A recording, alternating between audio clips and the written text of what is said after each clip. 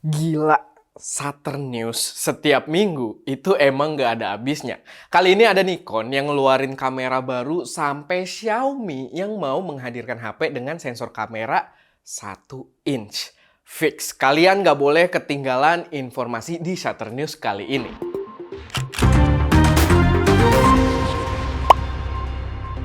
Episode Saturn News kali ini disupport oleh toko kamera online kamera.co.id.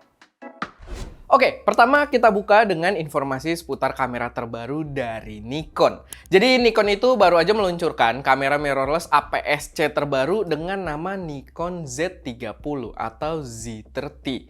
Nah, kamera ini menarik karena mengadaptasi desain yang memang terasa sangat diarahkan untuk vlogger dan juga video content creator.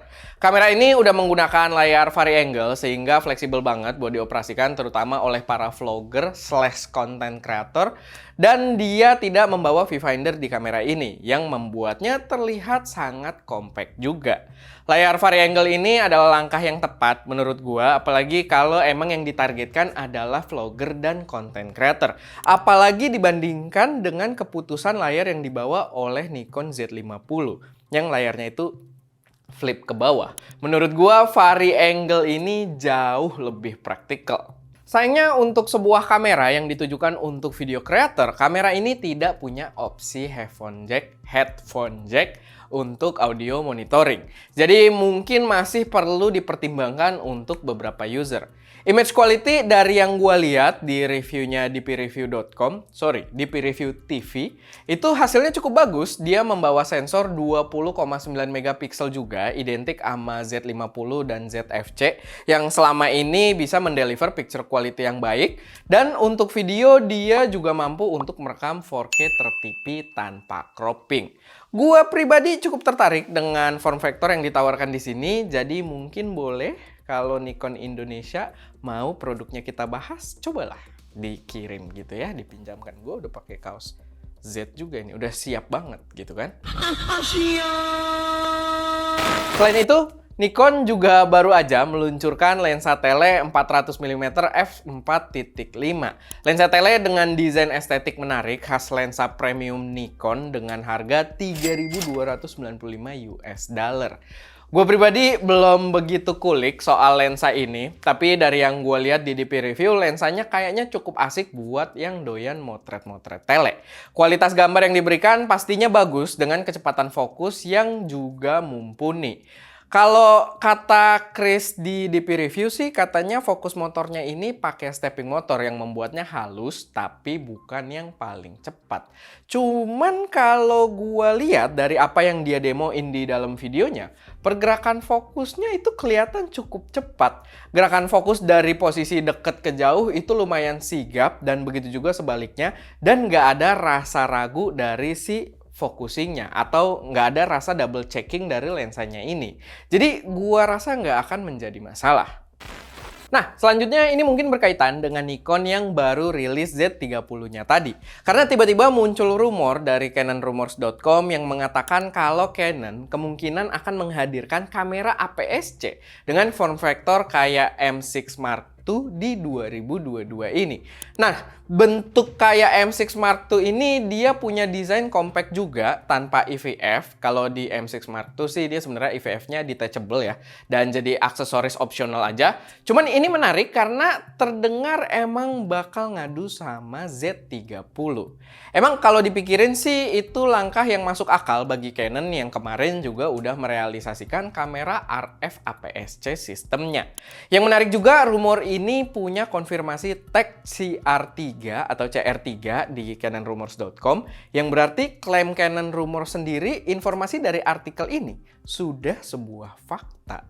Mereka sudah mendapatkan konfirmasi dari orang berpengaruh di dalam Canon-nya sendiri. Biasanya kayak gitu untuk penjelasan si CR3 ini. Tapi ya karena bentuknya masih rumor, kalian bisa interpretasikan aja sesuai pendapat kalian. Batasi juga harapan biar nggak terlalu kecewa kalau ternyata salah. Cuman, gua pribadi sih dari pengalaman yang udah-udah, gua cukup percaya dengan rumor yang satu ini. Selanjutnya ini ada Insta360 yang juga habis meluncurkan kamera terbaru yaitu Insta360 One RS One Inch 360 Edition. Sebuah kamera 360 yang sudah menggunakan sensor berukuran 1 inch.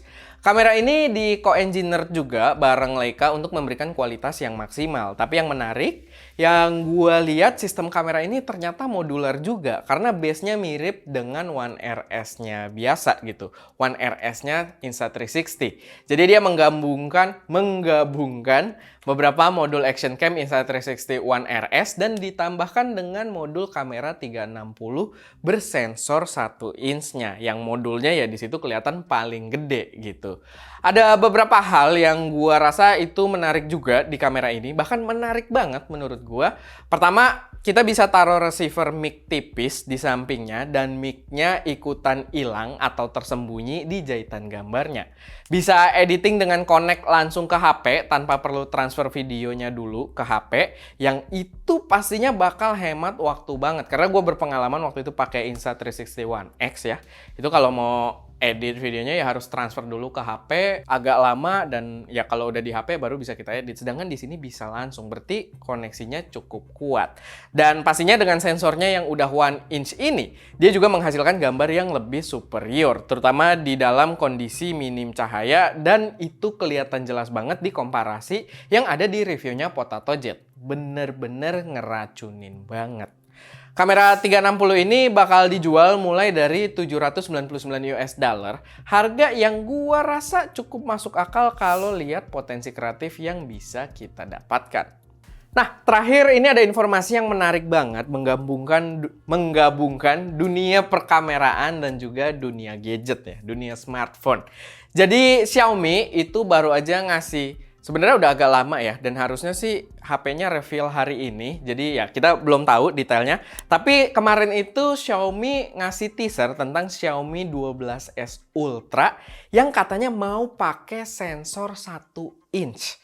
Balik lagi, harusnya diumumin hari ini karena tanggalnya itu di posternya tertulis 4 Juli. Cuman ya untuk sekarang kita syuting itu belum ada informasi apa-apa. Tapi ini menarik karena dia menggunakan sensor 1 inch punyanya Sony dengan sensor Sony IMX989. Yang gua kepo, apakah Xiaomi akan menggunakan keseluruhan surface dari si sensornya ini? Karena kalau memang iya, berarti posisinya kemungkinan besar dia malah mengalahkan Sony sendiri dengan Sony Xperia Pro Eye-nya. Dimana Sony Xperia Pro Eye itu pernah kita bahas, dia punya sensor 1 inch tapi nggak semuanya dipakai gitu. Nah di sini Xiaomi kemungkinan bakal pakai keseluruhan sensornya sih kalau gue lihat-lihat. Karena dari beberapa foto-foto yang udah tersebar dari 12S Ultra ini, memang kamera BAM-nya heboh banget sih. Cuman ya balik lagi, nanti kita tunggu detail secara resminya aja. Yang jelas, gue sangat tertarik dengan kamera ini.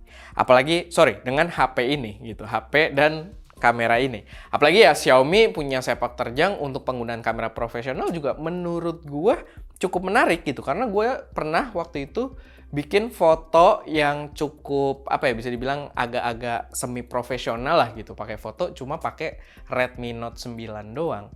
Dan gue kepo sekarang dia membawa sensor 1 inch, kapabilitas seperti apa yang kira-kira dibawa oleh si smartphone ini. Apakah akan mengalahkan Sony Xperia? Menarik.